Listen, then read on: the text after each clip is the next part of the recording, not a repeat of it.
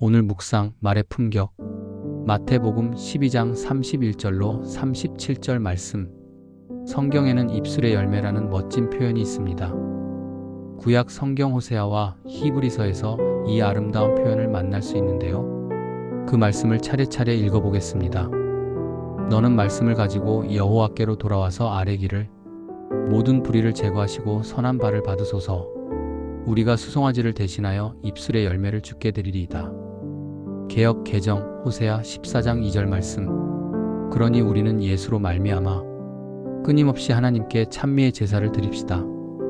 이것은 곧 그의 이름을 고백하는 입술의 열매입니다.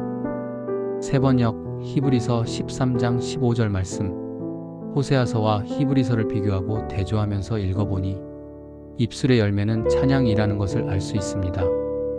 여기서 말하는 찬양은 가장 먼저는 곡조가 붙은 찬양일 것이며 곡조가 없는 찬양인 기도라고도 말할 수 있을 것입니다. 조금 더 확대하자면 입술의 열매는 우리의 입에서 나오는 말입니다. 하나님은 말씀하시는 분이시며 사람은 말씀하시는 하나님의 형상을 따라 창조되었습니다. 당연히 사람은 말하는 존재가 되었습니다. 죄로 타락한 후 가장 먼저 왜곡되고 망가진 것 중 하나가 바로 입술의 말입니다.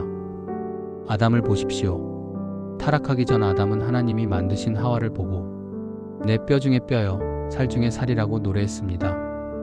선악과를 먹고 타락한 후 아담이 했던 말이 무엇입니까? 하나님께서 함께하라고 제게 주신 그 여자가. 그는 하와에게 책임을 전가하는 말을 쏟아놓았습니다. 시력을 잃어버린 것과 같은 속도로 입술의 말이 변질했고 하와에게 책임을 전하는 사람이 되었습니다. 부창부수라는 말이 있지요. 자기에게 책임을 떠넘기는 남편을 본 하와 역시 이렇게 말했습니다. 뱀이 저를 꿰어서. 하와 역시 입술이 타락했습니다. 말이 타락했다는 증거입니다. 본문을 보면 말이 얼마나 중요한지, 얼마나 위험한지 알 수 있습니다. 예수께서는 사람의 모든 죄와 신성 모독하는 말은 용서받겠지만 성령을 모독하는 것은 용서받지 못할 것이라고 말씀하셨습니다.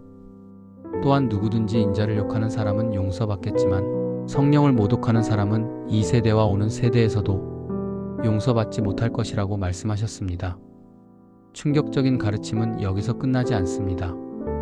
예수께서는 말에 대한 책임을 져야 할 때와 장소가 어디인지 정확하게 가르쳐 주셨습니다. 잘 들어라.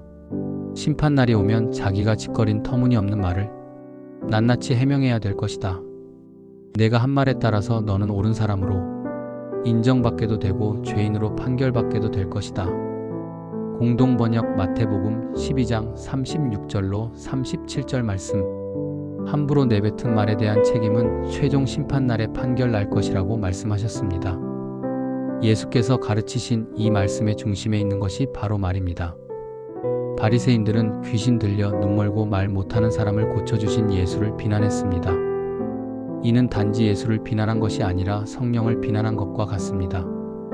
영어권에서는 하나님의 이름과 예수의 이름을 욕으로 사용합니다. 기막힌 일이 아닐 수 없습니다. 십계명에서 하나님은 당신의 이름을 함부로 부를 수 없다고 말씀하셨습니다. 무심코 내뱉은 말이라고 해서 책임이 없을 수 없습니다. 화났을 때, 짜증이 솟구칠 때 우리는 함부로 말하는 경향이 있습니다. 주로 나 아닌 다른 사람의 심장을 후벼 파는 언어입니다. 가시가 있는 말로 은근히 사람 마음을 찔러대기도 합니다. 그 대상은 주로 가족, 친구, 가까운 이웃이나 함께 신앙생활하는 성도입니다. 맞아서 든멍은 시간이 지나면 금방 사라집니다. 말로 맞아서 든멍은 수십 년 혹은 일평생 빠지지 않기도 합니다. 오히려 시간이 갈수록 골마 터지기도 합니다. 하나님 닮은 말로 가장 가까운 사람을 찌르고 멍들게 하고 괴롭히는 것은 아무리 생각해 보아도 이상한 일입니다. 그만큼 우리 마음과 입술에 문제가 있다는 증거입니다. 마태복음을 보면 말에 관한 많은 가르침이 있습니다. 예수께서는 우리가 화났을 때 우리 입술의 말을 훈련하라고 가르치셨습니다. 함부로 맹세하지 말라고 하셨고 일단 내지르고 보거나 떠들고 보는 공허한 기도를 싫어하신다고 말씀하셨습니다. 예수께서는 다른 사람을 판단하는 위선적인 말을 피하라고 말씀하셨으며 거짓된 신앙 고백은 역겨운 것이라고 말씀하셨을 뿐 아니라 예수를 부인하는 듯한 말을 무시하셨습니다. 이 모든 말씀은 예수께서 우리 입술의 말을 얼마나 중요하게 여기시는지 잘 보여주는 가르침입니다. 예수께서 바리새인에게 하신 말씀을 깊이 들여다보면 우리 입술의 말을 어떻게 변화시킬 수 있는지에 관한 대답을 찾을 수 있습니다. 예수께서는 마음에 가득 차 있는 것이 입 밖으로 흘러나오는 법이라고 하셨습니다. 바리새인의 마음에 악한 것이 가득해서 그들은 나쁜 열매 맺는 나무가 되었고 그들의 입에서는 악한 것이 흘러나올 수밖에 없었습니다. 만약 우리 마음에 나쁜 것을 비워내고 그 안에 선하고 아름다운 것을 채운다면 좋은 열매 맺는 좋은 나무가 되는 것은 물론 입술의 열매 역시 선하고 아름다운 것으로 바뀔 것입니다. 시편 기자는 하나님의 말씀은 거룩하며 정순하고 순결하다고 노래했습니다. 사도 바울은 말씀과 기도로 거룩하여진다고 말했습니다. 예수께서는 하나님의 말씀이 진리라고 선언하셨습니다. 히스기야와 히브리서 기자는 하나님의 말씀이 선하다고 선포했습니다. 하나님의 말씀은 선하고 아름다우며 거룩하고 순결하며 정순한 진리입니다. 하나님의 말씀을 마음에 채우고 하나님의 말씀을 자주 깊이 생각하면 우리의 내면은 선하고 아름답게 변할 것입니다. 우리의 마음이 정순하고 순결하게 변하고 거룩하게 될 것입니다. 결국 우리 입술의 열매가 하나님께서 받을 만한 좋은 열매가 될 것입니다. 품격 있는 말은 그리스도인이 맺어야 할 입술의 열매입니다. 이 진리를 붙들고 하나님의 말씀을 가까이 하고 말씀으로 내면을 채우는 말씀의 사람이 되어야겠습니다.